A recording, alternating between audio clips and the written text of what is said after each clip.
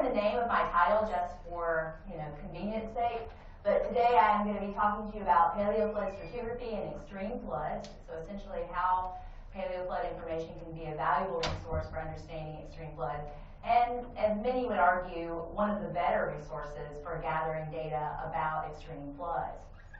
Before I get to that particular topic, I thought I might, let's see, this is not going to work, okay.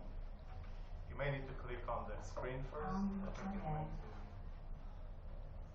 No. Just click on the screen itself. On yeah, now it should work. Okay. All right.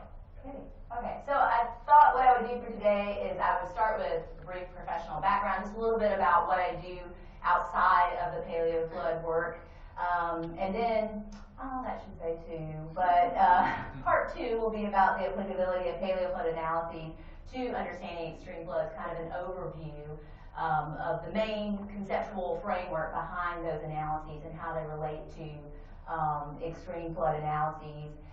And then finally, I'll conclude with some preliminary, really very preliminary research about Paleoflood reconstruction that I'm doing with a large ensemble of collaborators in the Tennessee River Valley. So today I won't be able to wow you with big results, I'm afraid, but hopefully sometime in the future I can come back and give you a lot more detailed information about what we're finding out about Paleoflood frequency in the Tennessee River Basin. Okay, so as Peggy mentioned, all of us lived somewhere else before we came to UA, and I did my master's degree at the University of Wales in Swansea. I worked in a geography department, essentially, looking at basically how effective one of the first ever river restoration projects was. So this was an analysis of heavy metal contamination that was conducted about 40 years after the river restoration work had been done. And as I mentioned, that river restoration project we think was one of the earliest, if not the first, of its kind in the world. And so it was a pretty exceptional opportunity. This was what the river basin looked like. This is the Toway River, and I actually studied the tributary to the Toway River called the Nantavendrod, which was one of the major suppliers of some pretty nasty heavy metals, things like chromium and cadmium and mercury and so on, that were attached to sediments as well as in raw slag form, essentially. So I did kind of a temporal analysis of those contaminants to see what are the current sources of those contaminants today, what kind of meteorological conditions cause them to be reactivated in the river system. When I mentioned that it was kind of a spectacular place for doing this kind of work, this location in the Swansea Valley of Wales in the UK was the center, the major hub of heavy metal smelting for the world for centuries. So even going back to Roman ages, there was evidence of heavy metal smelting in this particular valley. So it was one of the most contaminated locations in the history of the planet in terms of heavy metal. And these are lithographs from historical documents that show what this exact same valley and approximately the same location looked like at that time. So there were literally hundreds, probably close to 300 heavy metal smelters that existed in that valley alone. After I completed my master's thesis in the UK, I came back to the United States and I worked with Carol Hart at the University of Tennessee. We worked on a project basically testing a conceptual model for how river systems respond to disturbance, and in particular, channelization as a disturbance mechanism. And this work was funded by the Tennessee Department of Environment and Conservation and the Nature Conservancy and the EPA. And so this was basically kind of foundational material for developing some of their restoration strategies and management strategies for rivers that had undergone these transitions as a result of human impacts. And so the Hatchie River, if you're not familiar with it, it's a major tributary to the Mississippi River, enters the Mississippi River close to the city of Memphis.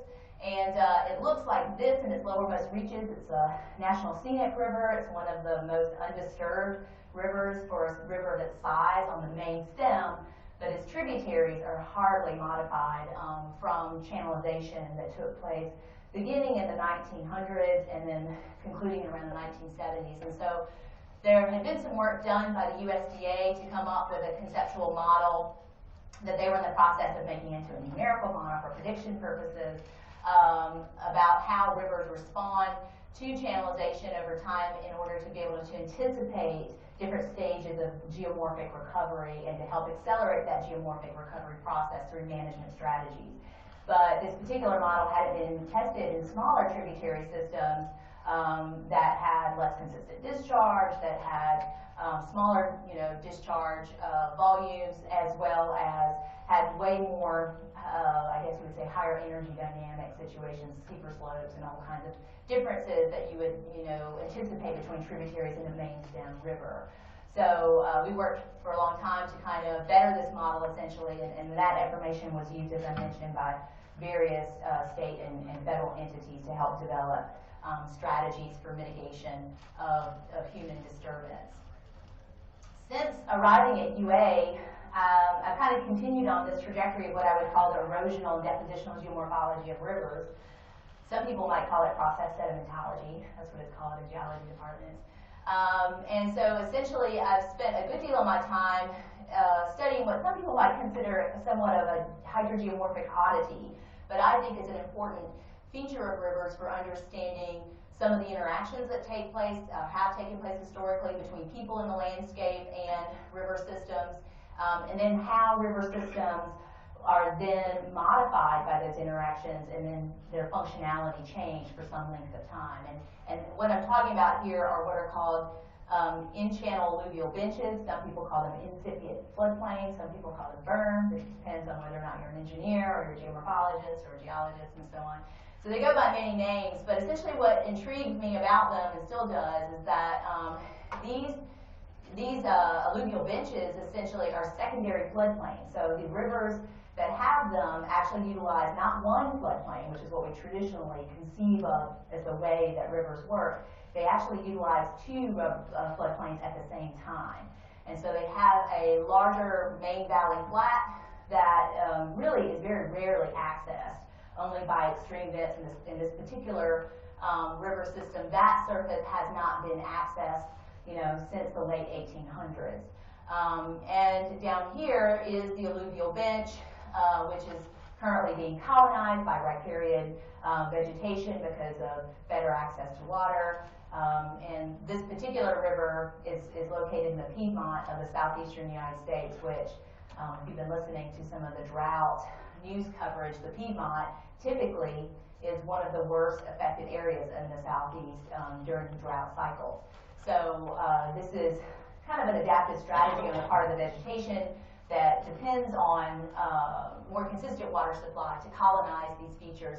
And then we think that plays a role in stabilizing those features and making them more permanent sediment storage structures.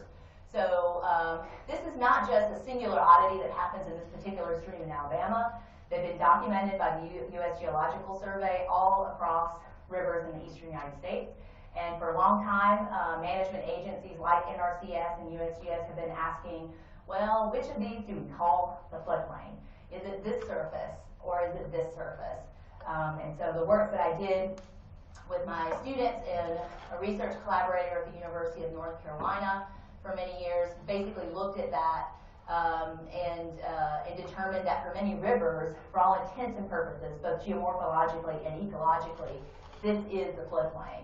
And so this was something that has, not just our work, but others' work as well, contributed to the rewriting of basically procedures for assessing field indicators at bankable stage for river restoration purposes as well as for management purposes and in many state agencies.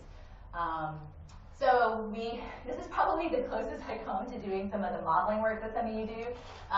Sometimes I go out on a limb and we do some very, very simplistic velocity modeling to see whether or not, basically what kind of flows are needed to entrain these deposits. Try to get some sense of their longevity in the fluvial landscape through these modeling experiments. And then, of course, do a lot of stratigraphic work on them because, that is to say, I describe the sediments that comprise them, their orientation, their composition in terms of mineralogy and particle size, and try to relate my observations of their stratigraphy back to the hydraulic measurements and modeled conditions that lead to that deposition, because that then allows us to infer some of those hydraulic and hydrologic processes like flow regime change or things like secondary flow processes that form these features. We can then infer some of those processes by interpreting the stratigraphy of them. So spent a long time doing that kind of work. I think the food has arrived, so if you guys at any point are like really hungry, I will not be offended if you step out and see to yourselves. Okay, so to our topic today, I'd like to talk a little bit, before I talk about my own research in the Tennessee River Basin, about the general applicability of paleoflood analyses to understanding extreme floods.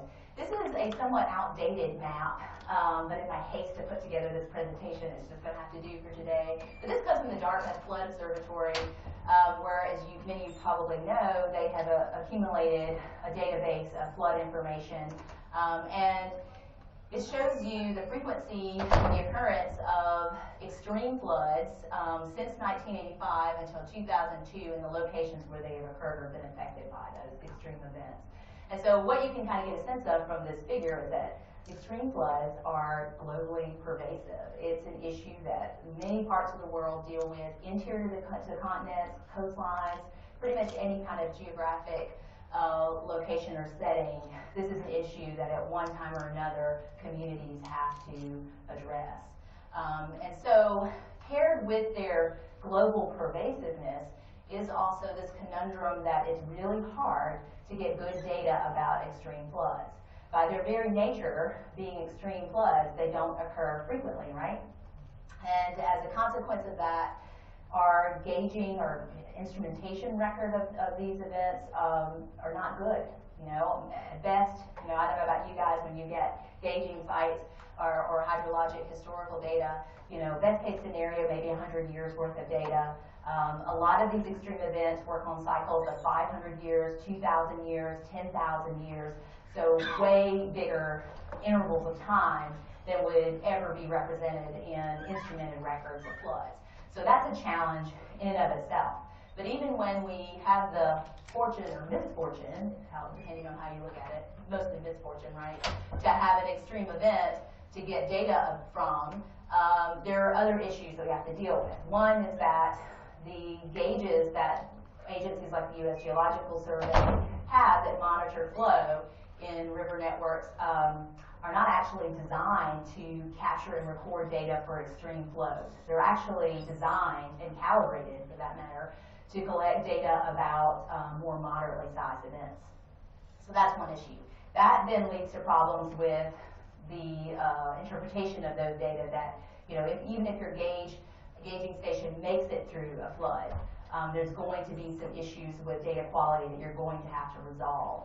But as this little screenshot from the USGS's page about the fairly recent floods that happened in Louisiana, there's another more kind of pressing issue that happens related to gauges, and that is that they become destroyed by debris or by fast-moving water.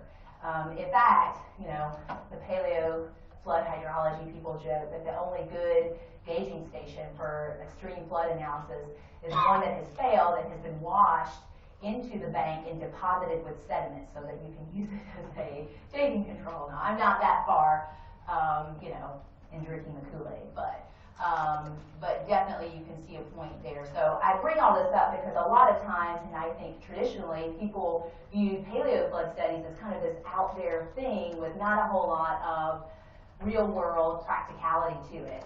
But there have been numerous studies in the last decade, in particular, that have demonstrated, well, first of all, developed new technique for utilizing paleoflood data with better, more robust hydraulic models and hydrologic models, as well as there's been data looking at the error associated with these paleoflood data and how they compare to gauge data. And they're within the same ballpark, and I'd be happy to talk to you, any of you, more about those studies if you're interested. So, paleoflood analyses, what is it all about? Well, essentially, it's pretty simple. It's an indirect method, essentially, of using sediment and other physical evidence. And by physical evidence, I mean things like scarred trees sometimes. We can use dendrochronological analyses to help with this process. Or sometimes erosion surfaces can be found that indicate the occurrence of a flood in order to determine the magnitude and frequency of large floods. Now, I will say that that's typically the overarching goal of many paleoflood studies, is to discover the magnitude and the frequency of floods for a particular location, or maybe for a particular event. You're interested in the magnitude. It is not always possible to do both of these, and I'll talk to you a little bit about why that is. So what are some of the benefits or advantages to using the paleoflood analyses approach to examining extreme floods? Well, for one thing, they allow us to extend our time series of floods. Okay? So if our instrumented records are short, the paleoflood analyses, especially now that there have been Bayesian statistical models that have been developed to incorporate paleoflood data into flood frequency analyses, then we can use those data to extend our knowledge base, essentially, of floods. And so when this is done, we call these non-exceedance bounds, which is a certain type of paleoflood data that I will demonstrate to you as we go along. Another way that paleoflood analyses is used in extreme flood or hydrologic analyses is to verify or quantify large historic floods. You know, you guys are mostly hydrologists, yes? Or sometimes, yeah, hydraulic engineers and hydrologic engineers. So you spend a lot of time, I'm sure, or at least it catches your eye at some point, these historic events. And one of the things that paleoflood analyses can do, it can actually quantify some of the magnitude information that's lacking in things like newspaper reports or historical accounts or verbal histories about historic events, so that you then can pair that information with the historical documentation of that event and incorporate it into your hydrologic analyses. And then this one, for me, is actually a big selling point. Anyone who's done any sort of statistical analyses of data know it's important to understand the limits of your data. And so typically whenever flood frequency analysis is done, it's done within certain confidence intervals. And one of the wonderful things that paleoflood analyses do is that by extending your time series and your data points, it actually narrows your confidence intervals. Now, it's fine for one thing, like an academic, such as myself, to be interested in paleoflood studies. And I will say, today I'm kind of gearing this talk more toward the work that I've been doing in the Tennessee River for flood prediction and flood safety assessment.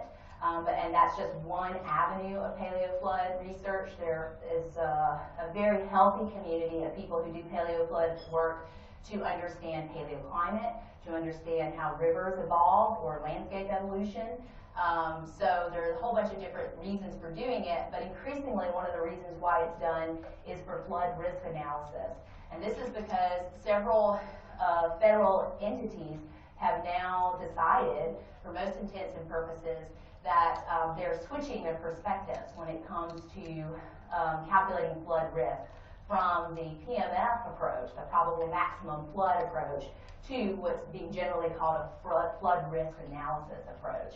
And so as a consequence of this switch in, I guess you would say, philosophy by agencies such as the U.S. Army Corps of Engineers and the U.S. Geological Survey, as well as the Bureau of Reclamation, there's been a whole, I guess you would say, invigoration of interest about paleoflood analyses. Okay, so what is involved with a flood risk analysis? Well, it has the bare bones structure of many risk analysis studies, and you engineers will be familiar with some of these concepts if you've done things like factors of safety before. But essentially, it's both a quantitative and a qualitative evaluation of risk. And I think sometimes there's a rub for a lot of people in this approach because it does involve some qualitative information. So for example, qualitative information might deal with things like the public perception of risk, or the image of an agency, that, you know, how likely would a failure, if you fail to predict or prevent a dam failure, for example, what would be the monetary consequences for that agency? Or, you know, there are other things that aren't typically included in numerical models of dam capacity, for example, that have to be incorporated, which is very non-traditional. You know, the other thing that's involved with it is what's called a risk assessment. So once you understand that, now you've done the risk analysis, you have some sense of what is at stake with certain decisions, and I'll walk you through an example of this here shortly. Then you can start the risk assessment process. And what this is essentially a process by which you think about ways to reduce the risk and basically increase the safety of your control structure or whatever it may be. Okay, so I have borrowed some slides here from a colleague who works at the Bureau of Reclamation, who's been involved with this study that I'm doing in the Tennessee River. His name is Joe Wright. He is a hydraulic engineer for the Bureau of Reclamation. The Bureau of Reclamation have been at the forefront of this transition from the Pmf approach to this flood risk analysis approach. And so he recently gave a talk that I attended, and he loaned me some slides just so you can kind of see the reclamation's viewpoint on this, and which is pretty clear here. Apparently, PMF is a no-go area. So if you're not familiar with the Pmf approach, which was the standard process and is still in some parts of the United States the standard process for evaluating dam structure safety, for example, or levee safety, is probable maximum flow. This is a modeled flow that is modeled using the probable maximum precipitation, which is determined using basically historical precipitation data. So it's a simulated flow that you then design the structure to be able to accommodate. So Bureau of Reclamation no longer uses this approach. They have not used this approach since the 1990s. And so I'll talk to you a little bit about why that is. So this is the process that they use now, the risk assessment process. So basically they assess risk as the annual failure probability times the consequences. The annual failure probability involves determining the loadings that contribute to the risk, okay, which might be things like topographic setting, it might be flood frequency, and so on. And then times the failure given the load, the likelihood that that failure would happen given with that risk loading. So this is the process that they are now involved in. This P-load is what most of the hydraulic and hydrologic engineers are at Reclamation, and the people who do paleoflood analysis there, like myself, they work together. You have teams of geologists or geomorphologists or some kind of physical scientist that's paired with hydrologic engineers and hydraulic engineers to do this P-loading development. This photo here was, we were at this conference, had some discussion of some really kind of extreme, I would say kind of uncommon causes of floods, extreme floods. In one case, someone had talked about how during World War II there were floods in Germany from the bombings that took place. The British Air Force actually targeted dams in Germany, and they designed a particular kind of bomb. It was called a dam buster that succeeded and caused a very catastrophic flood in one particular valley. And so people had reconstructed that historic event and were able to derive the discharge of that particular event. And so he was thinking, maybe we should think more about these dam busters as a mechanism in our P-loading. You never know. Okay, so what does the P-loading assessment entail? Well, they're interested in annual exceedance probabilities of 1 in 10,000 and above. And the thing that's most interesting is they're not designing for one particular flow. They're designing for a range of possible flows. And so this is where the benefit of having more data from a longer time series, which is made in part possible by paleoflood analyses and historic information, is so beneficial.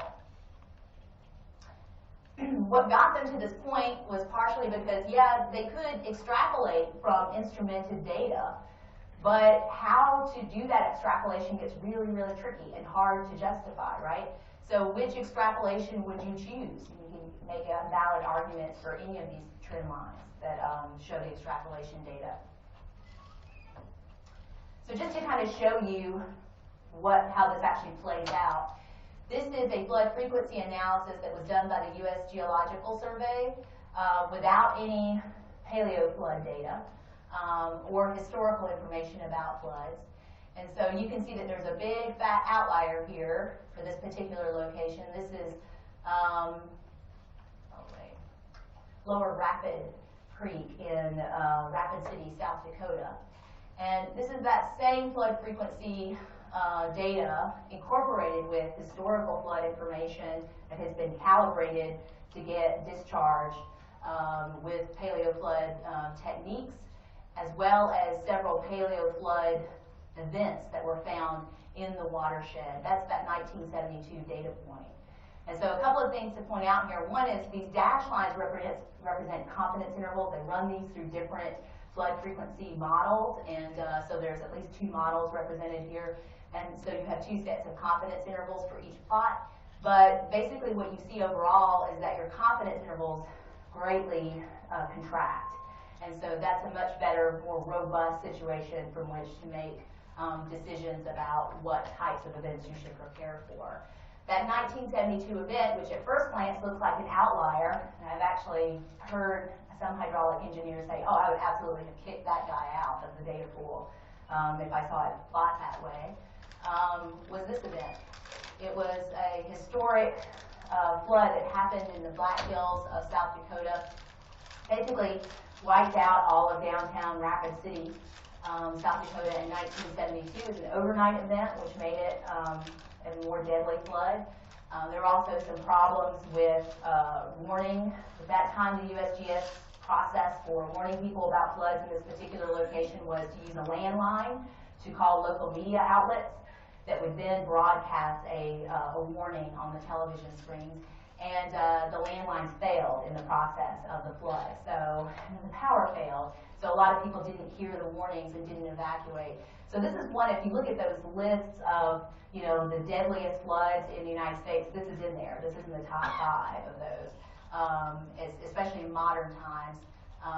So tremendous loss of life as well as damage to infrastructure. A dam did actually fail in the upper part of the watershed. It was not the supplier of most of the discharge that created the flood wave. It was a component of it, but it wasn't the cause of the flood in and of itself. I show this picture here because my geomorphology students should be astounded to see this. These are cars that were being transported by the floodwater as bedload, and then left stacked this way in a formation that we call imbrication, which shows the direction that the flood was going. And so we see this a lot in rivers, rarely see it with things that are larger than cobble size. So when you see something that's bigger than a cobble that has been modified this way and transported and reoriented by the flow, you've got some pretty astounding shear stresses going on. Okay, so one thing I wanted to say, you might be curious about why these agencies that I mentioned before have taken on this approach. And it's really been an ongoing and long and ongoing cultural process.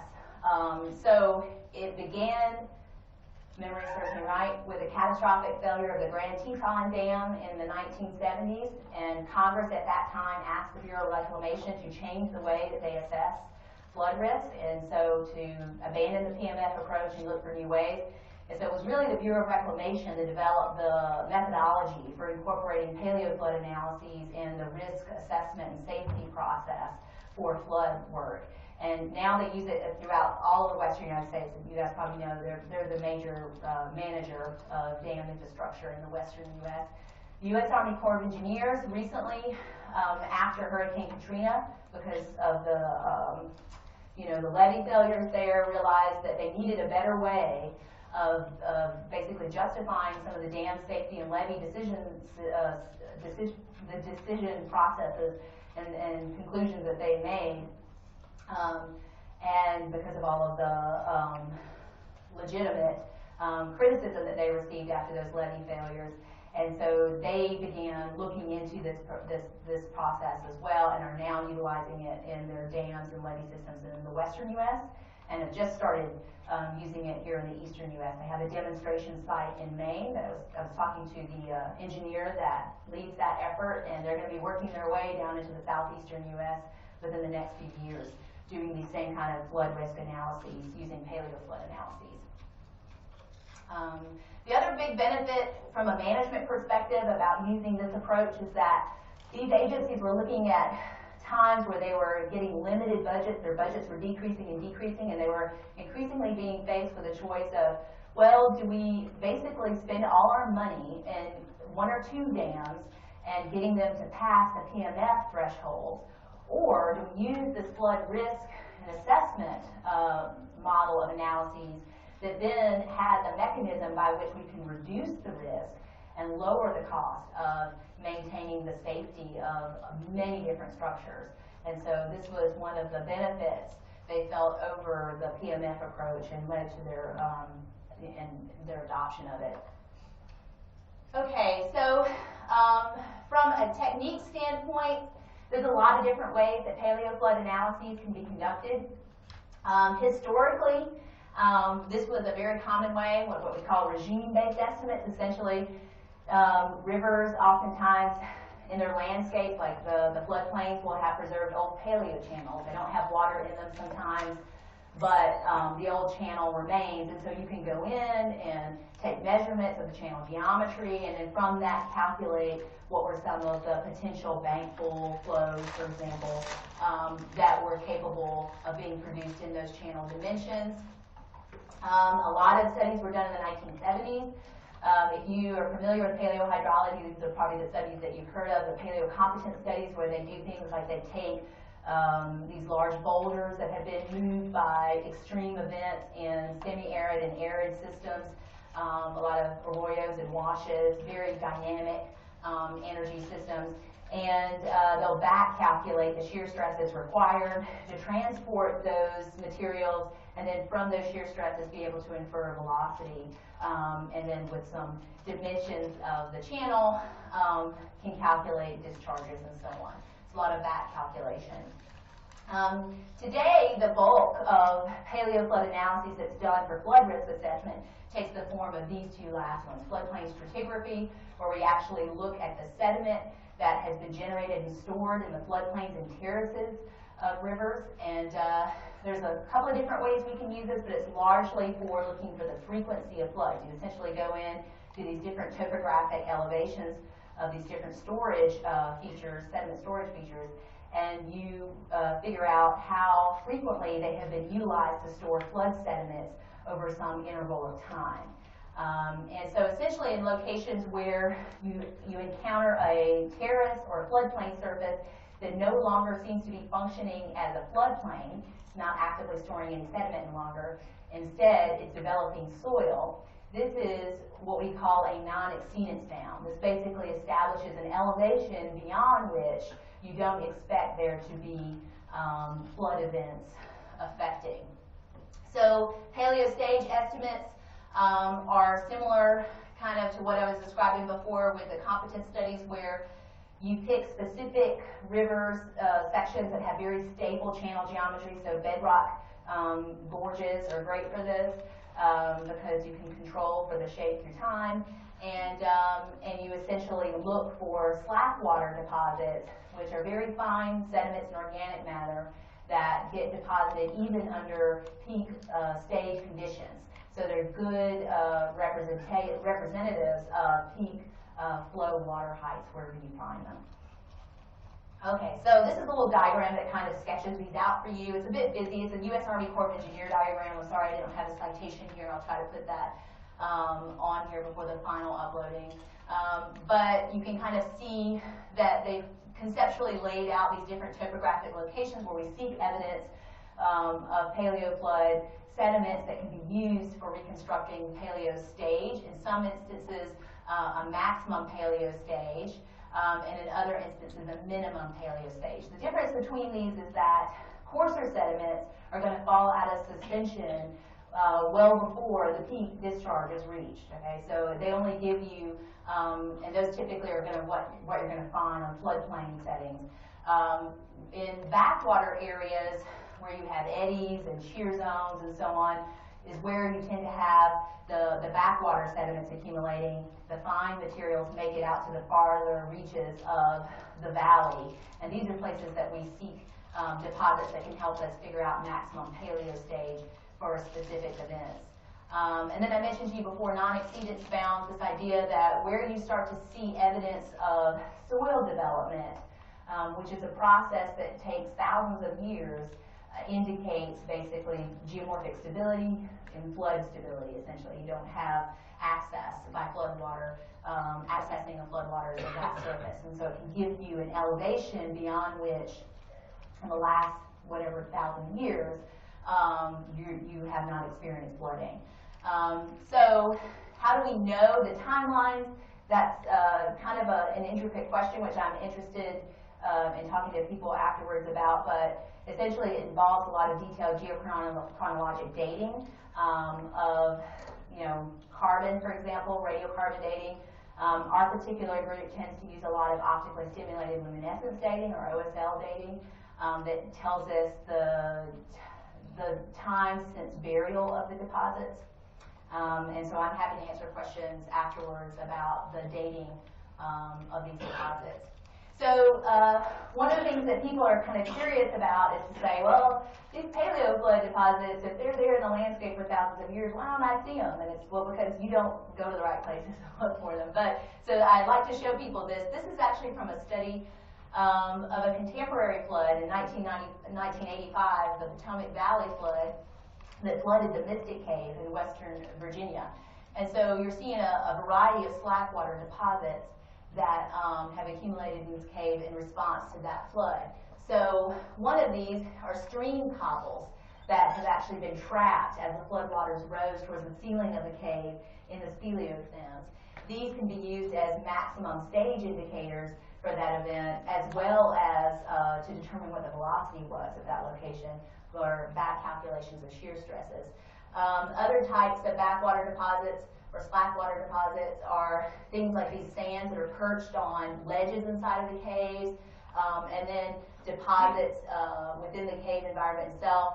This one would be tricky in my opinion because it's close to actual through flow through the caves. You'd have to do some work to determine there's mineralogical differences between the Potomac sediment versus this cave sediment that would distinguish which system deposited that sediment. This is what it looks like when that stuff has baked in the earth for a while. It's a little less cut and dry. And so this is an actual bedded flood deposit that's many thousands of years old from South Dakota, actually from the USGS report, an investigation that was done into that rapid city flood that provided that more robust flood frequency analysis. And so you can see in this instance by color individual flood deposits that then can be dated. And then because this particular instance is inside of a cave where you're getting slackwater sedimentation, the elevation of these deposits can then be used to infer a maximum paleo flood stage as well as a date. So this is what those environments look like in sort of the semi-arid portions of South Dakota where those studies were done. Sometimes it doesn't take much for these deposits to be preserved. This is an instance where they actually found some on a teeny tiny little rock ledge. They dated this material. It's very, very old. It's not recent sediment. And then some other kind of rock ledges. So one of the things that my particular group has been challenged with is that in the eastern United States, there's been far fewer of these types of studies because of the issue of preservation. Our climate is much wetter, it's much warmer, and as a consequence of that, we have much faster rates of weathering. We have more activity from organisms that disturb things like the layering that you saw here before. Okay, when earthworms get into this, they mess it all up. So, so there are some issues that we have to deal with that in these arid and semi-arid regions are not as perplexing. But we have been pleasantly surprised with some of the work that we've been able to get accomplished here in the Tennessee River Basin that shows very good promise for using some of these exact same paleoflood analyses for understanding extreme events and assessing flood risk in eastern rivers. And so for our particular project, our immediate project aims are to determine the potential to reconstruct paleostage and discharge of floods that occurred in the last 10,000 years, and to determine potential to identify paleohydrologic bounds or non-exceedance bounds of floods that occurred in the last 10,000 years. So we have some other more scientific objectives that deal with things like, once we establish the frequency and location of these big extreme events, tying that together to help us understand the human history, human settlement patterns throughout the Holocene and the Pleistocene, into the Pleistocene, as well as climate change and seeing how that changes rivers throughout the eastern United States. So I'm just going to kind of walk you through some of the data we've been collecting in preparation for our paleo flood analyses. And so this is a picture taken during the 1867 flood of the Tennessee River, which originates in Great Smoky Mountains National Park. That's where its headwaters are. Then it travels through Knoxville, and then Chattanooga, and then into Huntsville and Florence, Alabama, and then it makes a strong right turn because as people say in Tennessee, it realizes it made a terrible mistake, it comes back to Tennessee, and then eventually becomes part of the Ohio drainage. And so we're just studying about a 25-kilometer stretch within Alabama. There are other research collaborators as part of this endeavor that are studying the northern part of the watershed, and there's actually a USGS team that are studying a section in and around the Chattanooga Gorge. So we're all working together to develop this paleoflood analysis for the Tennessee River. So we've been spending, being my graduate student Rachel, has been spending a lot of time in archives for archaeological reports, which contain a huge amount of information about rivers. Archaeologists have probably done more mapping of river sediment than anybody I can think of, especially in the eastern United States. Paleo people lived within river valleys because of the resources, the obvious resources that they present. And as a consequence of that, archaeologists have done thousands upon thousands of studies of floodplain sites. And so we have been accessing these archive reports to look at detailed information about the sediments and where they are and how old they are, because they're presented in archaeological context. The artifacts that are there help us determine the relative age of the sediment, whether or not they're old enough to be of interest to us, or too old to be of interest to us, since we have a 10,000-year kind of upper limit on what we're interested in gathering. We even use things like archived newspaper accounts. And so this is something where, you know, if you had the time, you could actually relocate this place in Knoxville and figure out the elevation of this surface and figure out some estimate of the stage of the water in this place. But for this particular flood, I will tell you, TVA actually already has water heights for this flood from some other historical data. Okay, we're also investigating sites where we can collect dendrochronological data about floods that have happened prior to the instrumented record. We have a couple of sites that are tributaries to the Tennessee River that drain Sand Mountain that are good candidates, we think, for reconstructing maximum paleo stage because they have confined bedrock gorges where we can control for channel geometry throughout time. And one of the things that we do to kind of check the validity and the sensitivity of our paleo flood records is that we compare them to dendro records of floods as well as historical accounts to see whether or not our stratigraphic records are picking up those same events that are being picked up by trees surrounded in the riparian zone, as well as historical accounts. So we should be picking up some of those same events if we have picked good sites for our reconstructions. So just going to quickly kind of go through these because I think we're coming up on time. We've been basically going to places to establish non-exceedance bounds. These are some of the team members. This is Rachel grabbing a GPS point. But this is Gary Stinchcomb, who's from Murray State University. This is Matt Gage, who is the director of the Office of Archaeology One of the caveats of this research is that if you are working in the Tennessee River Valley, you have to pay an archaeologist to come with you because you have to get an archaeological permit to excavate, and that requires an archaeologist with you at all times. So luckily he likes to drive the boat as well, so that's really handy. Plus he's pretty good at describing sediments. This is Steve Foreman, who is the geochronologist of the team. This is another graduate student from, it's actually technically an undergraduate, he'll be a graduate student next spring, from Murray State University, named Lance, who is also helping out with the research. This is Lance and Rachel taking a break in a cave, so demonstrating some Paleoflood deposits within a rock alcove. And I want to point out here that the UA student is actually wearing proper safety attire. Her security badge is complete with Redstone Arsenal. Look at what's going on here. We got to work on that. No. Technically, Rachel, no hat is actually allowed underneath the helmet. But anyways, these are Tennessee River sediments. One of the lucky things that we have is about the Tennessee River is that all of the surrounding rock is limestone, it's carbonate-based geology. The Tennessee River sediment is a mixture of predominantly quartz-dominated materials as well as micaceous silt. So this is a visibly identifiable mineral that looks very different than the materials that are generated from these other environs in proximity to the river. So these are very micaceous materials here, which indicate to us that this is Tennessee River sediment. This elevation that we took, by the way, corresponds to the height of the 1867 flood. So we think this upper layer of sediment dates to that particular event. Here's some rock ledges, not unlike what we saw from the photos of the Rapid City analyses. Notice again that the student is not pitching in over here. The professor over here, he did actually pitch in eventually, but anyways, we're taking a small core sample just to kind of get some sense of what's in this particular sediment, but showing that the sediment can actually be preserved in these particular environments. Sometimes Oompa Loompas come out to help us.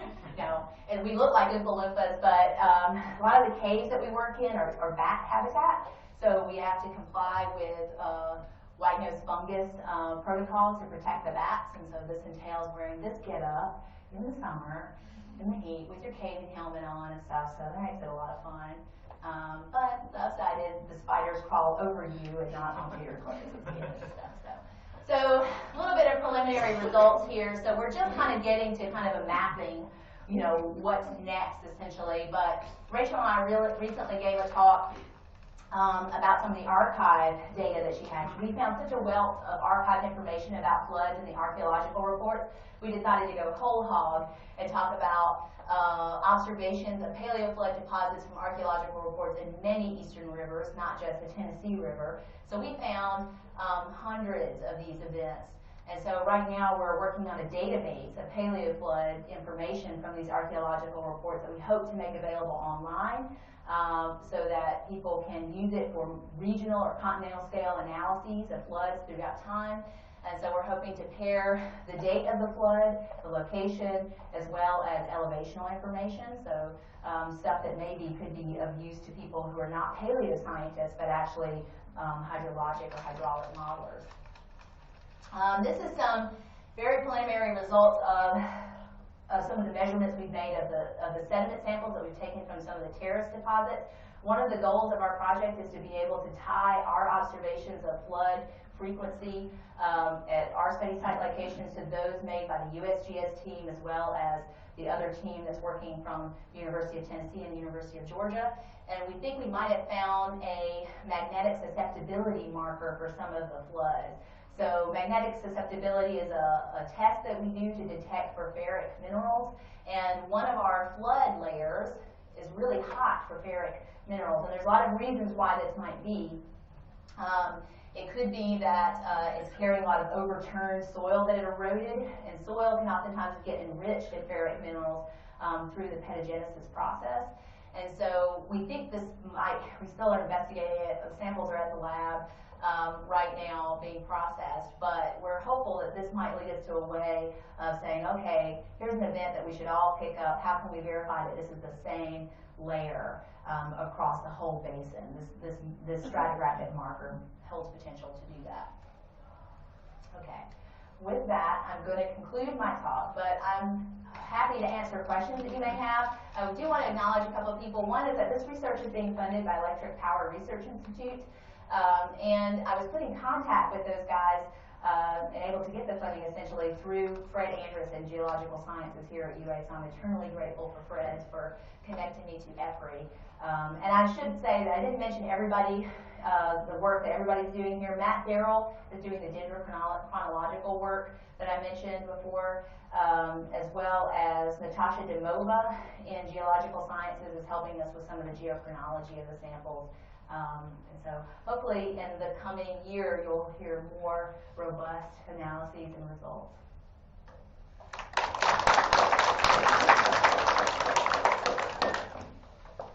Hopefully they don't kick us out in 5 minutes. I don't see anyone outside, so over. Yeah, thanks for the talk. This is actually a better time to talk about EPOC. Regarding what's going on in the Smokies with the fires. I think I'm from UT, so you might probably know Henry Meyer.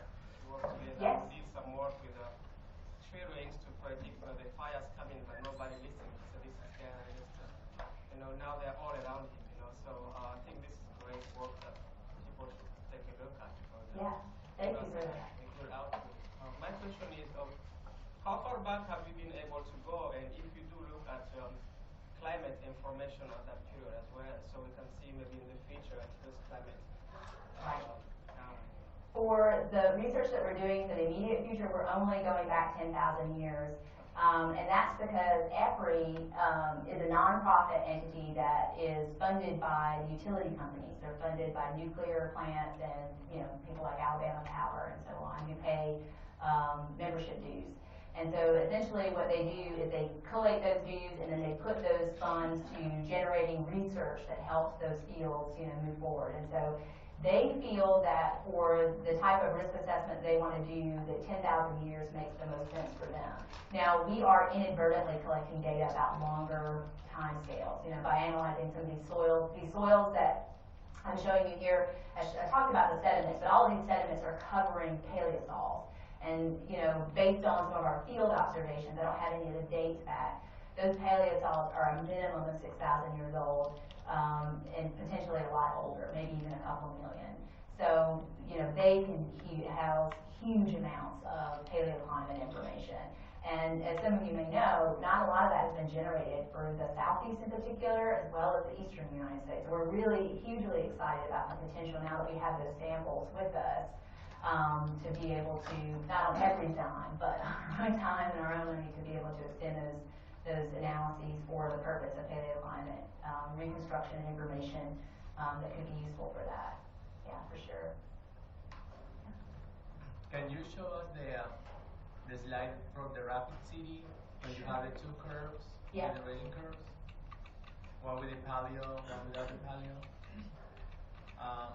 Before the 1972 event, there are 3 dots on the left graph.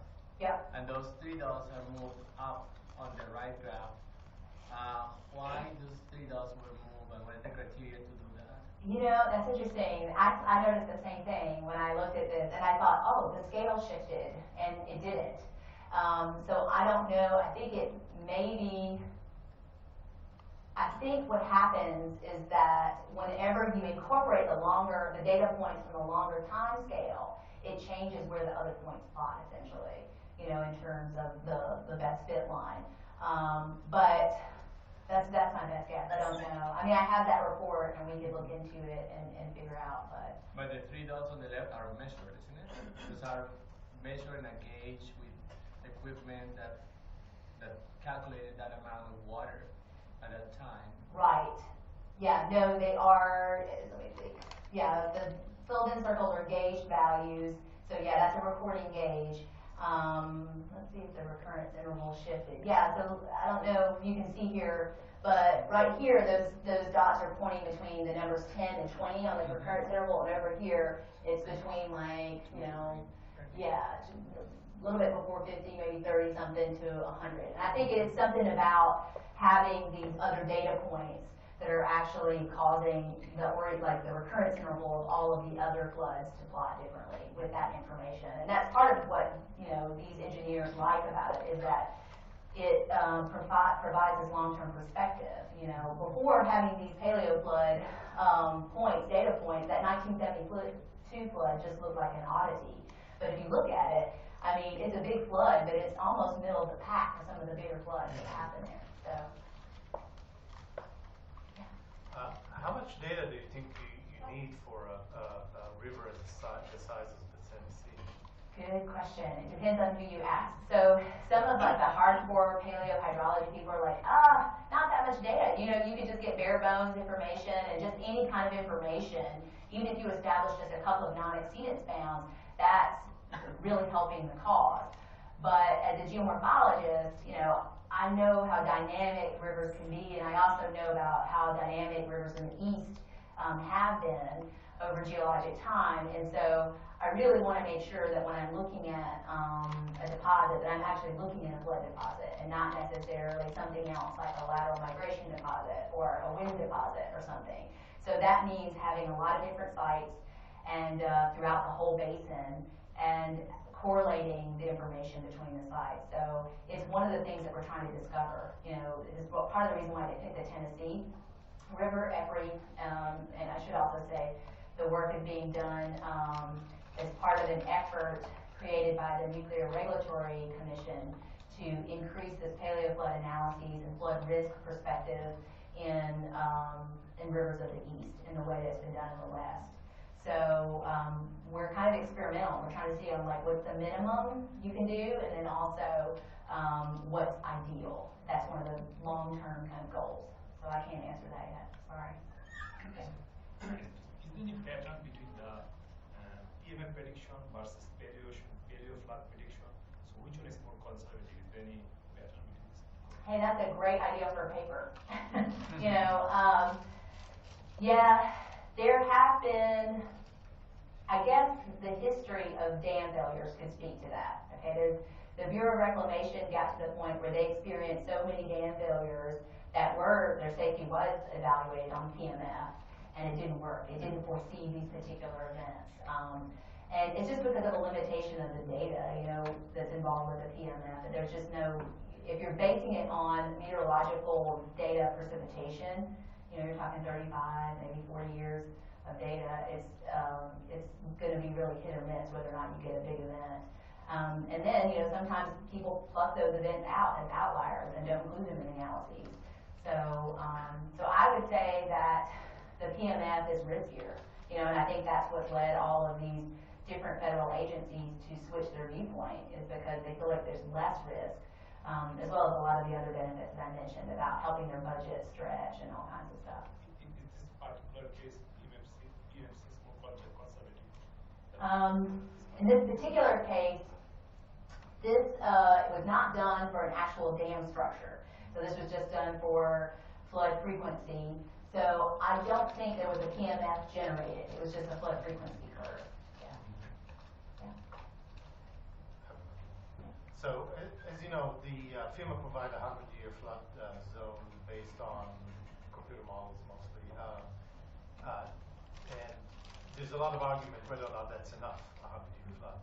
So, but 10,000-year flood, if we don't allow people to live there, no one would live anywhere almost. But do you think this methodology is improved, or is it getting more robust when you do longer periods, or maybe 500 years? That's something that can be used, or something like that? That's a question about how stationary hydrology is, and so increasingly we're realizing that there's a lot of non-stationarity, right? Those extreme values seem to be occurring more frequently, and they're becoming more extreme and so on. And so there does seem to be some wisdom in playing it safe and extending back our information as long as possible. But then you have to have a good handle on the mechanisms that's driving that hydrology, and that's not always possible, right? You're talking about late Pleistocene, middle Pleistocene, weather or synoptic climatology.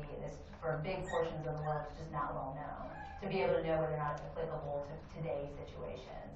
But I will say, for this Rapid City event, speaking to the 100-year floodplain, I'm trying to remember exactly what this was, they have not allowed any redevelopment in the floodplain since this flood.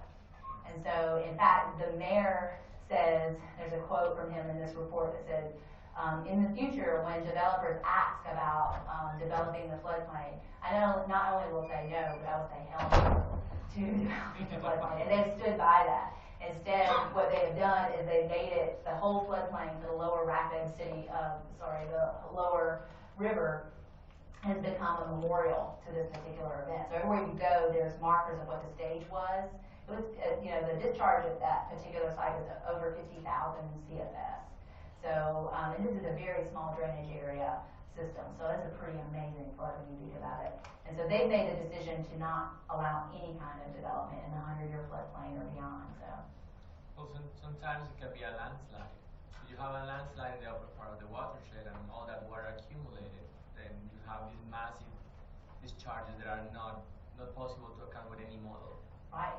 Well, and what was interesting, another thing that the Paleoflood analyses revealed in this particular location was that, I don't know how familiar you guys are with the geography of this location, but essentially a lot of it's this big granitic pluton that makes the Black Hills that then has some uplifted through faulting limestone and sandstone rocks around it. So there's a big contrast in geology, and essentially all the drainage that goes through that granitic structure are the drainages that generated the floodwater for this. And essentially that big mountain of granitic rock creates orographic effects that concentrate precipitation within those drainages, and these are very small canyons, and then once they come out onto the plains, they just have this huge volume of water, and they're all doing that in concert. And so, so that was something that they found out, that they found specifically which drainages had to be watched more carefully than others for this kind of risk. All right, anything else?